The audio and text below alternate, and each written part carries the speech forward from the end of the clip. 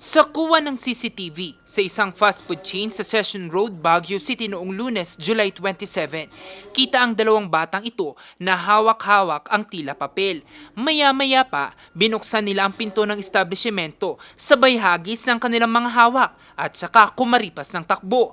Ang inihagis, dumi pala ng tao. Nagkalat ito sa salamin at hagdan ng establishmento. Hindi raw ito ang unang beses sa nangyaring insidente. Kaya naman, humiling na sila ng tulong sa Baguio City Police at Public Order and Safety Division. Kitang-kita yung pagka-mischievous ba nila, makukulit lang.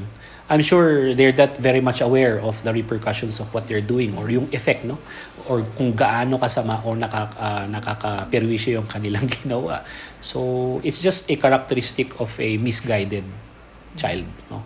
So hopefully talaga magawa ng paraan ng ating CSWD para maibalik sila sa tamang landas. Dahil sa impormasyon mula sa isang residente, ang dalawang bata natunto ng mga otoridad sa Block 3 ng Baguio City Public Market pasado alas 8 ng gabi kagabi July 28. Nakasalampak ang mga ito sa sahig at tila pagod na pagod. Pinatuloy sila sa tanggapan ng Public Order and Safety Division at doon muna pinagpahinga. Sa investigasyon, lumalabas ang mga bata edad 10 at 13 taong gulang. So we're hoping that a proper intervention will be conducted, no? Kasi hindi ito tamang gawain at behavior ng mga bata at their age. They should be at school, no? But there are many reasons why humahantong ang mga kabataan ng mga ito sa ganong sitwasyon.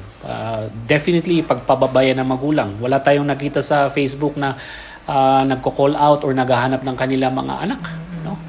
Sa ngayon, itinurn over na ang mga bata sa City Social Welfare and Development Office upang bigyan ng kaukulang intervention.